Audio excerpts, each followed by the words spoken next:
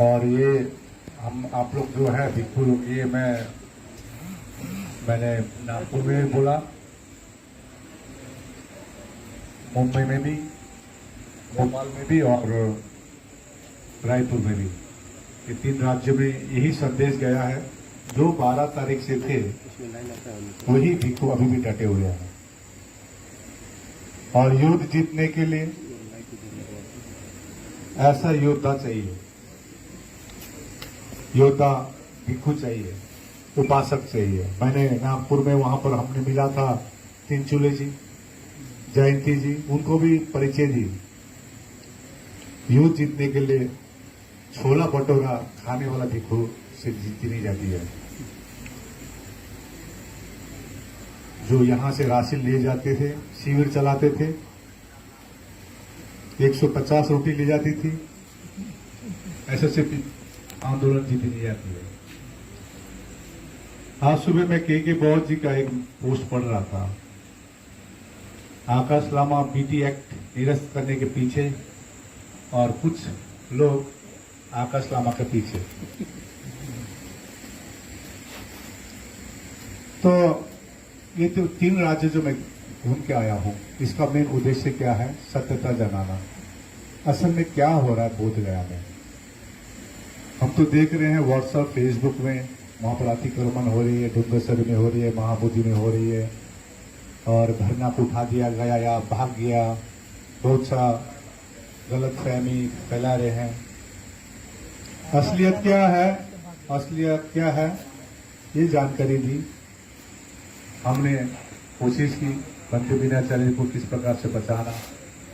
कुछ अफवाहें थी, अभी भी अफवाहें चल रही है, लेकिन इतना हिम्मत है आकाश लामा का, अभी भी बोधगया में बैठा हुआ है।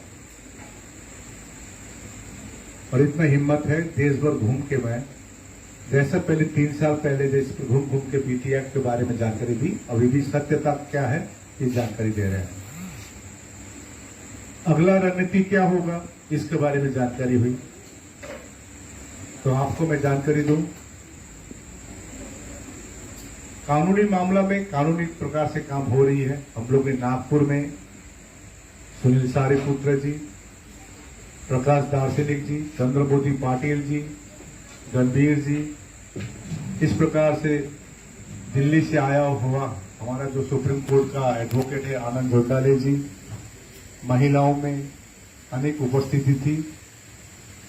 हम लोग ने वहां पर मीटिंग की और बारीकी से बातें की और कुछ डॉक्यूमेंट्स हमने भी ले गए थे। चंद्रबोधी पाटिल जी ने भी 2018 में इंटरवेंशन की थी। ये सब डॉक्यूमेंट दिए और भी डॉक्यूमेंट हम लोग ने कलेक्शन की, जो कि हम लोग 29 तारीख को फाइनल हियरिंग में हमारा जीत हो सके, इसके लिए बात हुई। डॉक्यूमेंट्स प्रोवाइड की गई और लोगों को जो भीड़ उमड़ी थी, जो भीड़ आई थी, मेरे आंख में आंसू आ रहा था। ये इस प्रकार के लोग मेरे हाथ चूम रहे थे, उपासिका, उपासक। भावुक हो गया था मैं नागपुर में। और जो हिसाब खोजने वाला तो दिखाई नहीं दिया वहां पर, एक एक पैसा का हिसाब लेंगे। और ट्रेडी है हम, आप उससे हिसाब लीजिए जिसने स्कैनर जारी किया है। एक एक ने मेरे को वीडियो दिखाया कितने कितना पैसा लिया हुआ है। हम तो रसीद दे रहे हैं, खर्चा दिखा रहे हैं, हमारा कोर टीम में दे रहे हैं। कोऑर्डिनेशन कमेटी यहाँ अभी भिक्खु जो बैठे हैं आप लोग, ये लगभग 10-15 राज्य के बैठे हुए हैं यहाँ पर। तो जो भी हो बोधगया में आए और मीटिंग करें।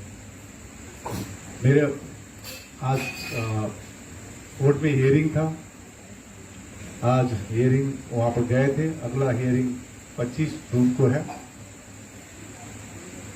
कानून से लड़ने के लिए हम लोग संवैधानिक प्रकार से काम करना पड़ेगा और शांति से। तो हम लोग ने अगला रणनीति के लिए मैं जहां गया हूं, महाराष्ट्र में, छत्तीसगढ़ और मध्य प्रदेश में, वहां पर 15 तारीख से धरने बैठ रहे हैं। और धरने कौन बैठ रहे हैं? भिक्खु बैठ रहे हैं 15 तारीख से।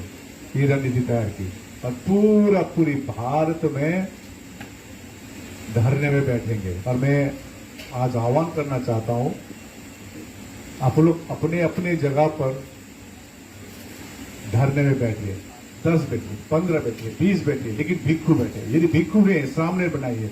मैं कल रायपुर में था, जब मैंने बोला सामने इतने लोग बनना चाहेंगे, पूरे हॉल ने खचाखच भरा हुआ था, इसमें से 50% हाथ उठाइए।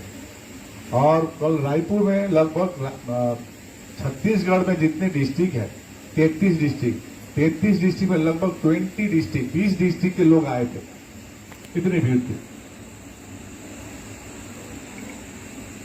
तो एक जिम्मेदारी दी गई है, मतलब भंते को जिम्मेदारी दी गई है छत्तीसगढ़ का। उस प्रकार से महाराष्ट्र के डॉक्टर चंद्रकीर्ति भंते को जिम्मेदारी दी गई है और नागधमा रखिता को भंते को मध्य प्रदेश का, वहां पर हमारे मध्य प्रदेश के कार्यकर्ताओं को जिम्मेदारी दी गई है। आज तीनों राज्यों में समीक्षा सभा होगी। समीक्षा सभा के बाद एक फिर अगला रणनीति तैयार की जाएगी। और मैं अनुरोध करता हूं अन्य राज्य को भी कि आप लोग भी अपने अपने जगह में धरना बैठ जाइए, तब तक बैठिए जब तक हमको न्याय नहीं मिलेगा। एक चेन टाइप का, क्योंकि आज देख रहे हैं आप फेसबुक में, वहां पर काम शुरू हो गया है। मुंबई में हो या आपका नागपुर में हो या छत्तीसगढ़ में हो, तो आप पूरे भारत से, क्योंकि मैंने भिक्खु क्यों कहा, तो भिक्खु चीवर का एक शक्ति होता है कि 10 चीवर धारी यदि बैठे भिक्खु में तो इसका बड़ा प्रभाव पड़ता है। तो पूरे भारत में ये आह्वान किया गया 15 तारीख से आप लोग बैठिए। और 15 तारीख को मेरे को विभिन्न राज्यों से, उत्तर प्रदेश से, हरियाणा से, पंजाब से, राजस्थान, दिल्ली, इवन लद्दाख, हिमाचल प्रदेश, तेलंगाना, आंध्र प्रदेश, तमिलनाडु, पूर्व राज्य जितना नॉर्थ ईस्ट जितने भी हैं, सभी से निमंत्रण आ रहा है। मैं फिर 15 तारीख से, मेरा फिर 4-5 राज्यों का भ्रमण है 15 तारीख से। और ऐसा कह रहे हैं कि अब हम लोग बाहर करेंगे, हॉल में नहीं, जैसे नागपुर में हुआ था। बारिश आए, हम लोग बारिश से भीग के आपकी बात सुनेंगे। तो अभी एक माहौल बन गया है पूरे देश भर में। तो सभी से अनुरोध है, मैंने कहा 90% काम बन चुका है, 10% रह चुका है, और 10% को दबाने के लिए बहुत कोशिश की जा रही है।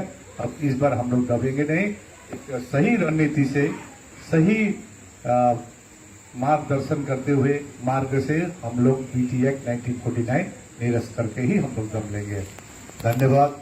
आप किसी को कुछ प्रश्न है तो आप पूछ सकते हैं। धन्यवाद।